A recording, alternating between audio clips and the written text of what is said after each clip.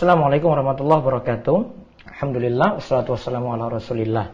Sering ada yang menanyakan tentang sholat isyraq di saat kita di rumah saat ini. Yang jelas kita tahu keutamaan dari sholat isyraq dari hadis Abu Umamah radhiyallahu anhu. Nabi sallallahu alaihi wasallam itu katakan, barang siapa yang mengerjakan sholat subuh dengan berjamaah di masjid, lalu dia tetap berdiam di masjid sampai melaksanakan subhatat duha, melaksanakan sholat sunnah duha, yaitu yang dimaksudkan sini yang kita bahas sholat isyraq.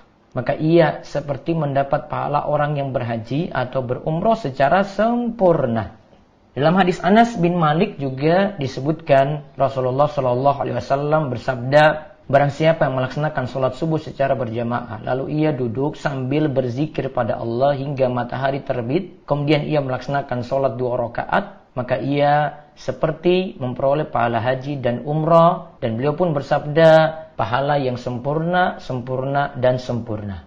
Tentang masalah ini, Syekh Abdul Aziz bin Baz rahimahullah, mufti kerajaan Saudi Arabia di masa silam, berkata, jika wanita duduk di tempat sholatnya, beliau lagi bahas tentang wanita ya, setelah sholat subuh, lalu berzikir pada Allah, membaca Al-Quran, sampai matahari meninggi, lalu ia melaksanakan sholat 2 rakaat, itu sholat isyraq yang kita bahas, maka ia mendapatkan pahala yang dijanjikan dalam sholat isyraq, yaitu akan dicatat mendapat pahala haji dan umrah yang sempurna, sempurna, sempurna.